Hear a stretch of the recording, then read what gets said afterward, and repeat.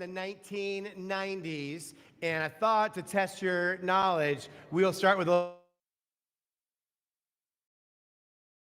little quiz. You guys study this week? Did you study for this? No? Okay. Well, we're going to do it anyway. We're going to do a before they were rock stars quiz with some 90s rock stars. So we'll put up a picture of the rock star. I want you to guess out loud. You can yell at home who you think it is, and then I'll tell you who it really is. Okay, ready? Here is the first guy. Who is this guy? Nice senior portrait, yearbook picture. Anyone know who this is? I hear several guesses. I think maybe I heard the right one back there. This is Kid Rock. My name is Kid. That's Kid Rock. All right, let's go to the next one. Who? And if you're a fan, you will know this guy instantly, even though it's a young picture. Who is this guy?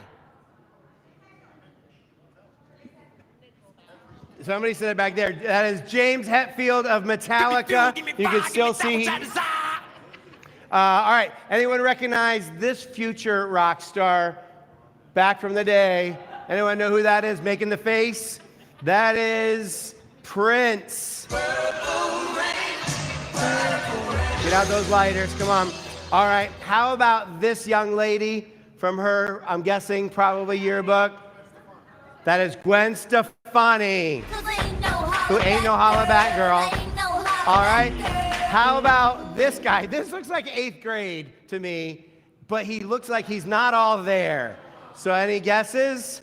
I heard the right one over here. That is W. Axl Rose from Guns N' Roses. How about this future rock star? This is one of my favorites. Anybody know who this guy is? That is not me. I wish I could sing like this guy. That is, somebody got every single one right in the first service. You guys are disappointing me a little bit. That is Eddie Vedder of Pearl Jam.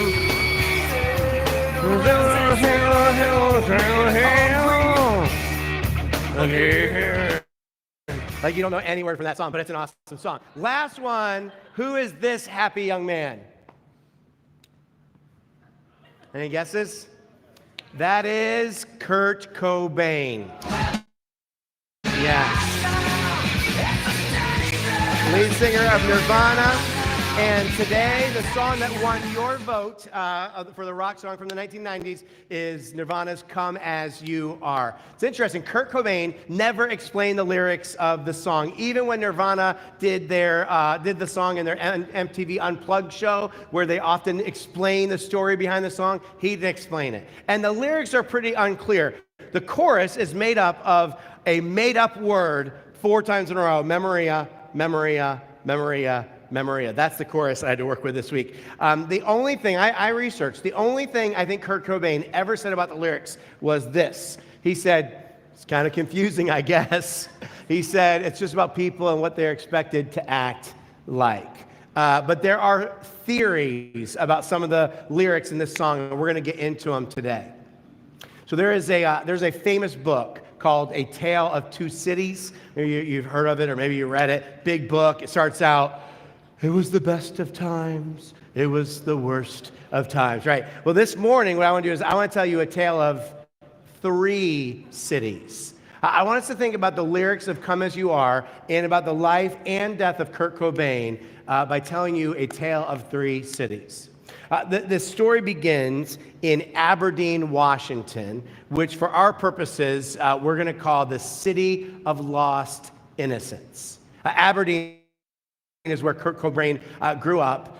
He once described the city as like Twin Peaks without the excitement. It's kind of a boring town. And people who knew him back when he was a kid describe Cobain as very artistic and bright and cheerful. His early childhood was kind of an age of innocence, like probably many, maybe most of ours. I mean, you come into this world innocent, right? You start out with this lust for life, like you have these big dreams about the future, great expectations. We all did once. And so did Kurt Cobain. He was a happy kid, but his happy childhood was shattered when his parents went through an explosive divorce when he was 8 years old. In fact, in Come As You Are, one of the lines that repeats over and over is, I swear that I don't have a gun, I don't have a gun, No, I don't have it. You guys are like, does this series mean we have to listen to you sing a lot? Maybe. We'll find out. So one theory is about that lyric is back when he was just a kid, Kurt Cobain's mother one day, angry at and afraid of her husband, Kurt's father, when he wasn't home, took all of his guns and threw them in a river. So some people think that's what he's talking about with that line. His parents' divorce was Kurt's first real taste of just the pain of life, right? And it began Kurt on a downward spiral. And the truth is, we all have our own Aberdeen. We all have memories of that first taste of bitter disappointment, right? That first realization that this world is not a safe place. One of my earliest memories in my life, I'm guessing I was 4 years old. My mother was angry at me for whatever I was doing. Whatever it wasn't a big deal. I was 5 years old. Like, I wasn't robbing banks or selling meth or anything. I was a normal 5-year-old kid. Probably, I think it was that I wouldn't go to bed when I was supposed to. I didn't go to my bedroom. And so we're standing in a hallway outside of my bedroom, and he's getting angrier and angrier. And all of a sudden, his fist comes flying at my face, went right past my head and through the wall. And the weird thing is, we never got the wall fixed. And so for years, every time I walked into my bedroom, there was this hole, this fist-sized hole in the wall that served as a reminder that this world is not safe. Beware. And you remember some of your early bitter experiences with pain, right? And unfortunately, those first moments of pain are far from our last, right? None of us are strangers to abuse, betrayal, disappointment. Our relationships with each other are often tortured and painful. We may feel distant from God, empty. The truth is that life is hard. We've all had our own Aberdeen. We've all experienced the lost innocence and the emptiness that Kurt Cobain did. The question is, how do you respond to that? Like, how do you come out of that? And that leads us into our second city, Seattle, the second city that Kurt Cobain was a resident of. And for our story, we're going to call Seattle the city of empty experiences. So Seattle is this place with a city full of promise. It was also the home to the rock music movement of the early 90s, grunge. Kurt Cobain formed a band in high school called Nirvana in Aberdeen, and they all moved to Seattle to try to make it big. And he thought, man, if I can make it big, I'm going to be able to escape the pain I'm coming out of. I'm going to be able to fill this emptiness inside of him. And so he put all of his hope in making it big, and he did it. Nirvana's second album, called Nevermind, was released in 1991. It exploded like a bombshell in the music world, sold millions of copies, transformed grunge from this regional oddity in the Pacific Northwest to a national obsession. One music critic said that Nirvana turned the 1980s into the 1990s, and their music became the anthems for a generation. In fact, Kurt Cobain was looked to by many as like the spokesperson, the representative of the youth of the 90s. Finally, Kurt Cobain had what he had longed for his entire life: musical superstardom and everything that went with it. And he very quickly realized that it was empty, that it didn't even begin to satisfy him. It didn't heal the pain. It didn't fill the void. In fact, people who are around him, it's interesting, in interviews they say that he ended up way more depressed after he achieved all of his goals than he was before, which is amazing because, Kurt Cobain had it all. Everything was available to him. If there's fulfillment to be found in money, which some of us think there is, right? That's what we want. Well, then Kurt Cobain would have had it because he was rich. He had more than he knew what to do with. He could buy anything he wanted, but he still came up empty. If there was fulfillment to be found in fame and popularity, Cobain would have found it. Or in sex, because he had thousands of groupies who were available to him just about any time. And he still came up empty. Still unfulfilled, still unable to deal with the pain he had gone through, the emptiness inside of him. Cobain turned to drugs in a big way, which is another theory about the lyrics of Come As You Are. So one of the lines in the song says, come doused in mud, soaked in bleach, as I want you to be, as a trend, as a friend. What does that mean? Well, there was a campaign in Seattle just before he wrote this song, big billboards everywhere, and they all said, doused in mud, ? Soak in bleach. And the idea was that if you doused in mud, which is slang for injecting heroin, before passing your needle to someone else, soak it in bleach, because they were trying to prevent the spread of HIV and AIDS, which was a big thing in the 90s. And so most people think that what he was singing about was his friend, heroin. And Cobain says he loved heroin. He loved drugs. And if there was fulfillment to be found in it, if there was escape to be found in it, he would have. But he still came up empty. The Seattle part of Cobain's story is extreme. He's famous, he's rich, but I think we all can relate to it. But because we've all tried to numb the pain and fill the emptiness with stuff, with experiences, with money, whatever it is. In fact, I wonder what you've looked to. Maybe you've thought, if I get enough money, I'll be happy. If I could become more popular, more famous. Maybe you've looked to alcohol or drugs or sex, or maybe for you it's being a good person. If I was just a good person, if I was good enough. And I wonder how far you have to walk down that path before you finally realize, and this thing I am looking for is not it's not going to do what I need it to do. Kurt Cobain finally reached that point. He walked that path long enough, and he realized that he had everything he ever wanted, and none of it was doing for him what he wanted to. And so on April 8th, 1994, he stopped walking the path. It's interesting. In Come As You Are, he says repeatedly, I don't have a gun. I don't have a gun. And what's ironic is less than 3 years after the song came out, he shot himself with one. In his suicide note, he wrote this. He said, I haven't felt the excitement for too many years now. The fact is, I can't fool you, any one of you. It simply isn't fair to you or me. The worst crime I can think of would be to rip people off by faking it and pretending as if I'm having 100% fun. I must be one of those narcissists who only appreciates things when they're gone. I'm too sensitive. I need to be slightly numb in order to regain the enthusiasm I once had as a child. I don't have the passion anymore. And maybe you can relate. Maybe you haven't felt that excitement or that passion for a long time. You're tired, right? You're tired of trying to be what other people want you to be, which is another aspect of this song.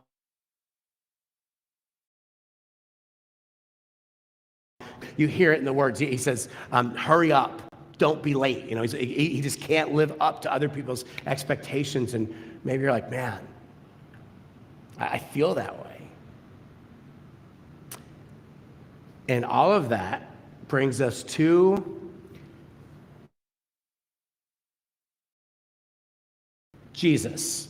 Well, it does me, because I've been thinking about this all week since I saw what you guys voted on, and the thing I wondered was, I wonder if Jesus could have had a conversation with Kurt Cobain, like if Kurt Cobain was open to listening to Jesus, and they had a conversation maybe days before he committed suicide, what would Jesus have said to Kurt Cobain? Answer? I don't know. We don't know.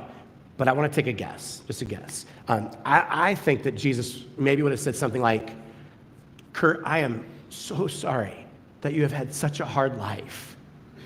Because I know about Aberdeen and how you lost your innocence there. And I know about Seattle and how it has been a city of empty experiences. But don't give up yet, Kurt. Don't give up, because there is another city. third city. It's the city of eternal joy. And it's a city that we read about in the Bible in Revelation chapter 21. It says, "Then I saw a new heaven and a new earth, for the old heaven and the old earth had disappeared, and the sea was also gone. And I saw the holy city, the new Jerusalem, coming down from God out of heaven like a bride beautifully dressed for her husband. I heard a loud shout from the throne saying, 'Look, God's home is now among his people. He will live with them, and they will be his people. God himself will be with them. He will wipe every tear from their eyes. And there will be no more death or sorrow or crying or pain. All these things are gone forever.' And the one sitting on the throne said, 'Look, I am making everything new.'"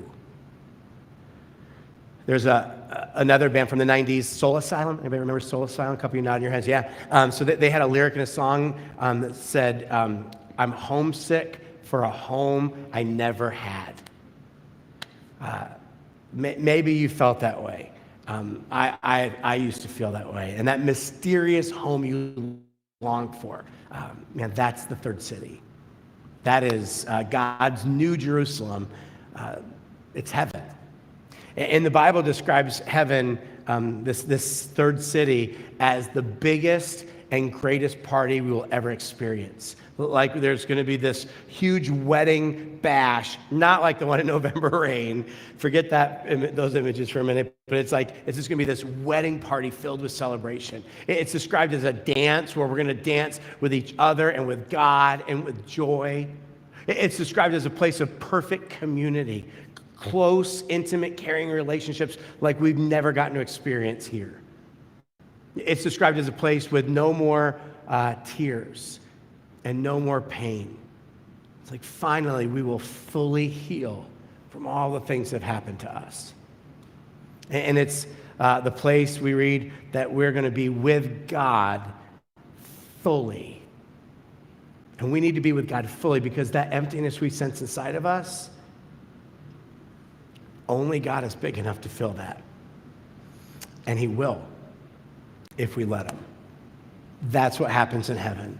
And I'm convinced that's what Kurt Cobain was looking for his entire life. That's what we've been looking for our entire lives. And I think Kurt would be told by Jesus, I think Jesus would say, man, don't give up. Hold on, because there's something more. There's a third city. If Jesus said that to Kurt Cobain, if they had this imaginary conversation, what would Kurt Cobain have said back? I think he would have asked a question because that's what I would do. And in that moment, if Jesus said that to me, I would ask a question. And the question would be, how do you get to that third city? How do I get in? Because that's what I want, right? That's what I've been longing for my whole life. But how do I get there and how do I get in?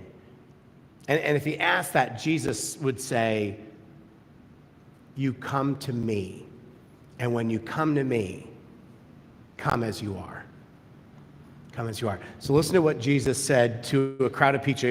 He was teaching one day, and Jesus says these words. He says, "Come to me, all you who are weary and burdened, and I will give you rest. Take my yoke upon you and learn from me, for I am gentle and humble in heart, and you will find rest for your souls. For my yoke is easy, and my burden is light." He says, come to me. Who's this for? Everyone. It's for anyone who's willing to come. There's an invitation Jesus gives, and there's also a promise. Right? Jesus is saying here that you don't have to wait for heaven. Yes, there is something better coming, and that's what we put our hope in, but you don't have to just wait for heaven because you can experience something better now. There's something better than we've ever experienced. Jesus makes an invitation and a promise. He says, come to me, all who are weary and burdened. Man, isn't that good? He says, come to me if you're tired. If you are tired of trying to succeed, if you're tired of not succeeding, if you're tired of succeeding and it not being fulfilling the way you thought it would be, come to me. He says, come to me if you're tired of always having to try to live up to the expectations of other people. Or if you feel like you can't live up to your own expectations. Or if you wonder if there's any way you could ever live up to the expectations of a holy God. He says, just come to me. He says, come to me if you're tired of religion, of pretending and playing games and having to follow the rules. If you're tired, Jesus says, come to me. And he says, what? He says, I will give you rest. He says, rest for your souls.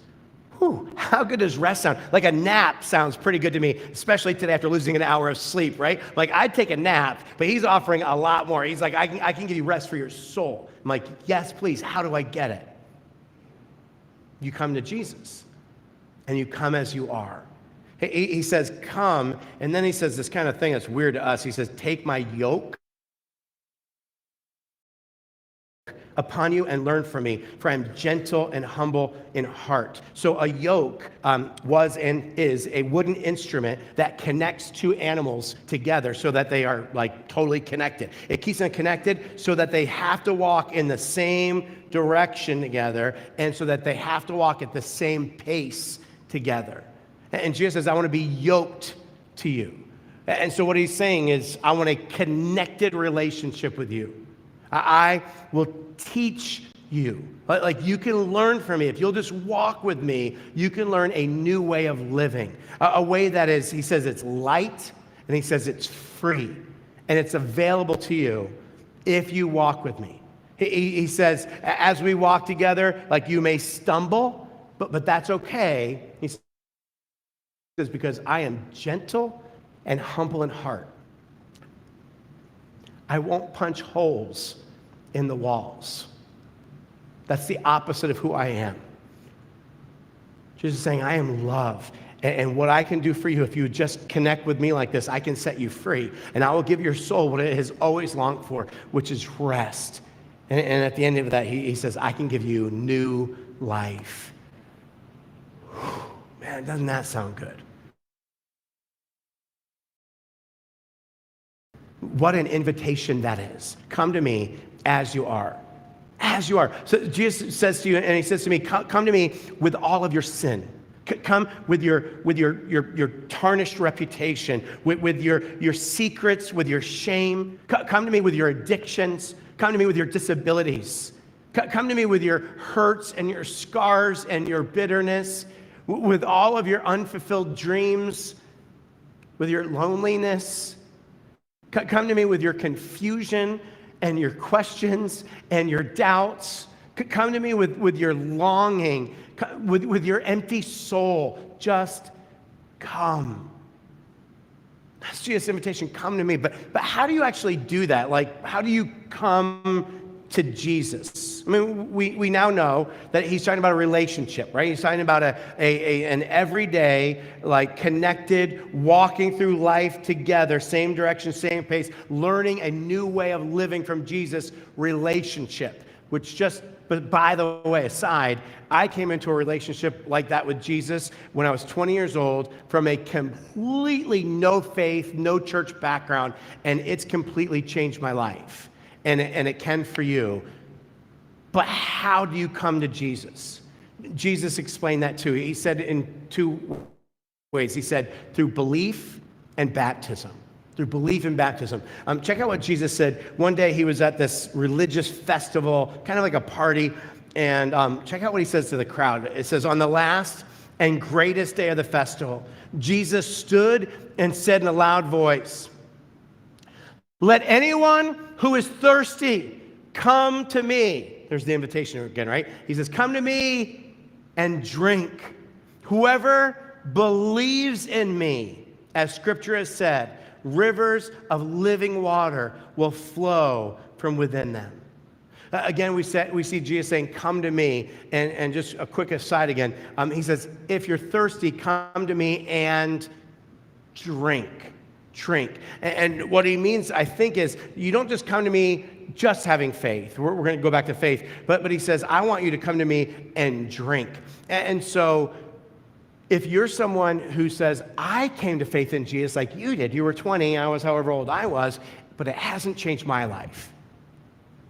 Maybe it changed yours. You claim it did. Cool. It hasn't changed my life. Why? I don't know, but my question for you would be, do you come to Jesus and drink? Like, do you come to Jesus every day looking to him for life, living connected with him, walking with him through life, or do you just believe in him? Because he's saying, come to me and drink. Okay, so how do you come to Jesus? First, you believe. Jesus said, whoever believes in me, right? Whoever believes in me, meaning you put your faith in Jesus, that he is, and that he is the one who went to the cross for you, that he is God's son come to you who died for you. So you believe, you put your trust in him to lead you through this life and to lead you into eternity. You believe and you're baptized. Jesus said in Mark 16:16, whoever believes and is baptized will be saved. So baptism, the word literally means to immerse in water. So baptism is when a person is lowered underwater and then raised back up out of the water, which is kind of weird, right? It's like, he wants us to believe in him, makes sense, and then he wants somebody to dunk us underwater. Where did that come from? That's just weird. Well, it is a little weird, but it's actually beautiful. Look at this description in Romans chapter 6. It says, for we died. Just to be clear, this is written to living people, okay? Everybody who read this was alive, but he says, we died and were buried with Christ, by baptism. And just as Christ was raised from the dead by the glorious power of the Father, now we also may live new lives. Since we have been united with him in his death, through baptism, right? We will also be raised to life as he was. So what it's saying is, in baptism, we identify with and we actually join Jesus in his death and in his resurrection. And the gift that's offered, it says, is we receive new life. That's what we need, right? We need new life. And we're actually doing baptisms. We do it 4 times a year. We'll do baptism days. We're doing baptisms on April 2nd, which is 3 weeks from today. I just counted on my fingers. 3 weeks from today. And so if you're curious about baptism, you might just be like, I'm curious. Or maybe you have questions. Maybe you're like, no, I'm interested in baptism. If you go to verve.cc, there's a bunch of buttons you can click, links. Click baptism. What will happen is I will reach out to you. If you give me your email, I'll email you. If you give me your phone number, I'll call you. And I will answer. No pressure at all. I'll never pressure anybody for anything. I'll just answer questions you have. And if you're ready, I'll tell you about the baptisms. If you're watching online, you're like, I want to get baptized, but I will not be in Las Vegas on April 2nd. Still click that link and we'll figure it out. We'll work that out for you. If you choose to believe and get baptized, what you're choosing is to come to Jesus. And as you come to Jesus, and each day as you come to him and you drink, you get new life. And Jesus promises, I will walk with you if you'll just walk with me. I will teach you a new way of living. Day by day as we walk together, we change directions together. I'm going to teach you a new way of doing life. And I will give you rest. You will finally find rest for your souls. And come to Jesus. And when you come to Jesus, good news, come as you are. Come as you are. So we actually want to give you a couple minutes to do that right now. Just a little bit of time in our service for you to come to Jesus, to maybe focus your thoughts on him, to pray to him, to take a moment and just, when's the last time you took a deep breath? Just rest in him, to thank him. Maybe you might feel a need to confess something to him. And during this time, we also have a communion available in the room.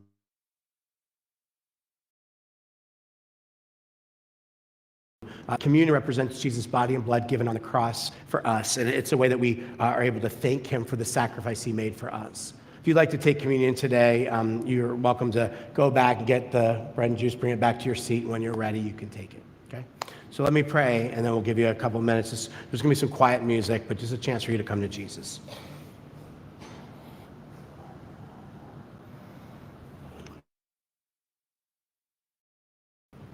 God, we've all been through Aberdeen. We've all gone through some pain in life. Some of us have gone through a lot of pain in life.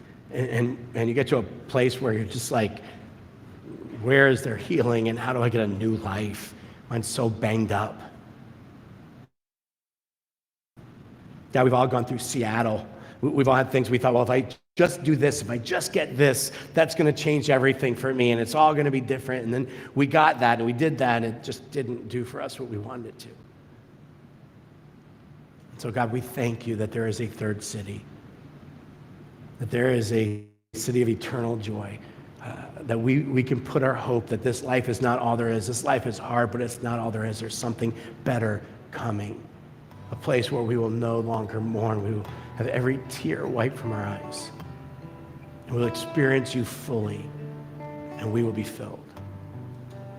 But we don't just have to wait because you make this invitation to us. Come to me, walk with me, drink me in, learn a new way of life from me. I can start giving you a new life right now. God, we want that. Maybe there's someone in the room, someone watching online who's like, I need that. I've never said yes to you, Jesus, and I want to put my faith in you. And April 2nd, I want to get baptized. I want to do it all. There's probably a lot of us who have done that, but we need to say, God, I need to walk with you every day, not just believe in you. I need to drink you in every day. God, we come to you now in these next couple of minutes asking you to fill us, asking you to help us to know the next step in our spiritual journey to you. We pray all these things in your name, Jesus.